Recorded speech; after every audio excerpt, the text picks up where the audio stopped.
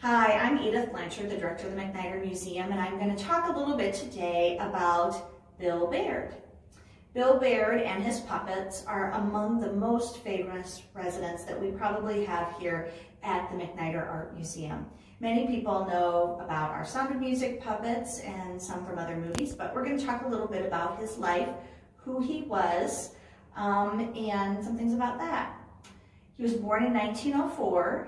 And he was from Grand Island, Nebraska. However, his family did travel and eventually settle in Mason City, Iowa due to his father's job. When he was in middle school, he became very fascinated with puppets, putting on puppet shows in his family's home. And by the time he was in high school, he had the ability to watch a puppet show put on by the famous puppeteer of that time period, Tony Sarg. That really inspired him that is what he wanted to do. So in order to become a puppeteer, he thought the best way to do that was he went to the University of Iowa and then on to art school in Chicago. And then after that, like many artists of his time period, he went to Europe for a period of time where he sketched at night for the tourists. He played the accordion in cafes, and sort of well-rounded himself as an artist. He came back to the United States and actually got a job with his mentor and idol, Tony Sarg, and he began working on different projects related to puppets. One of his early projects was working with Macy's to create the balloons that became so famous in the Macy's Thanksgiving Day Parade. As you know, they're very giant helium puppets that are controlled with strings, very much like an upside-down marionette. He then went on eventually to open his own puppet theater, and with his wife at that time, Cora Baird, became very famous in the area of New York City where they lived, putting on puppet shows not only for kids, but for adults. He even had rather adult puppet shows that had more of a burlesque theme.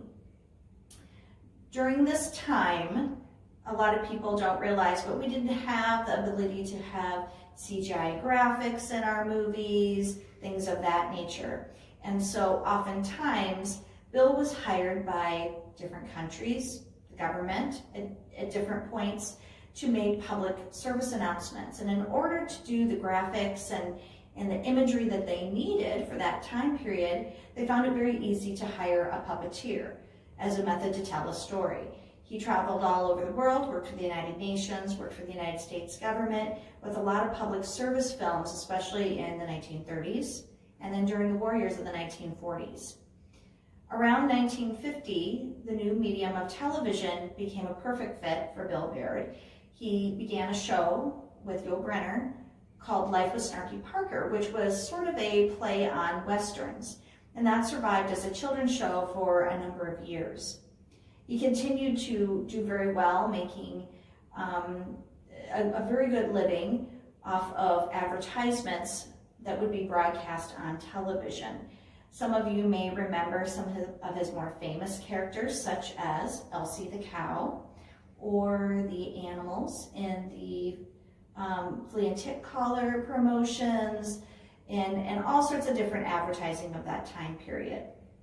Many of these are actually here at the MacNider Museum, and when we're able to be open to the public, I really encourage you to come and see the great expanse that was his collection.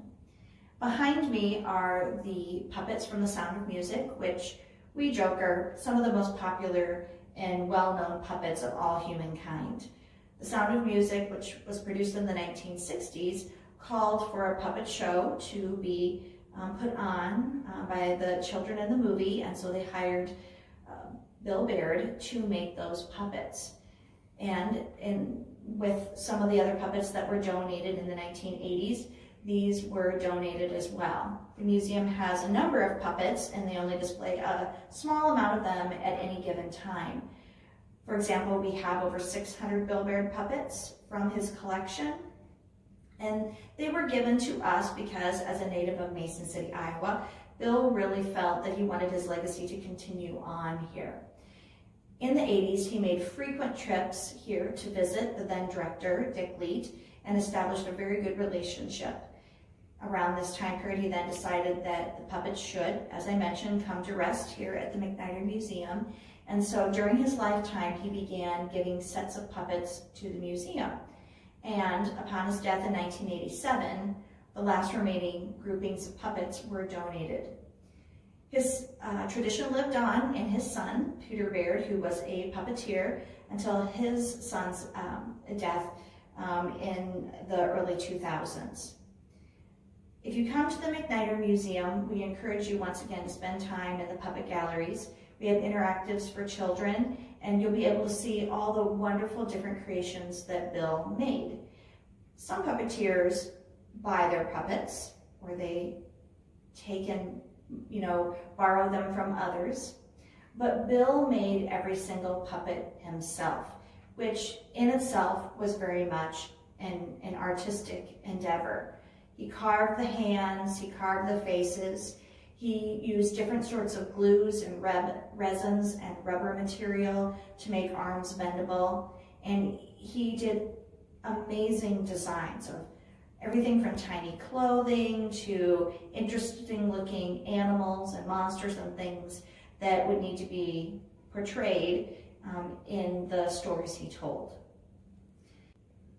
So in your house, what do you have that could be made into a puppet? Do you have string and some milk jugs? Do you have a sock that could be turned into a puppet? Do you have paper bags that simply need a mouth and googly eyes drawn onto them? Maybe some antennas made of pipe cleaners.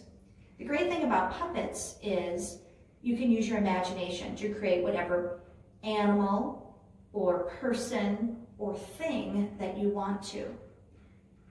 So one of your assignments I want to give you guys today is see what you have in your house and how you can create a puppet for it.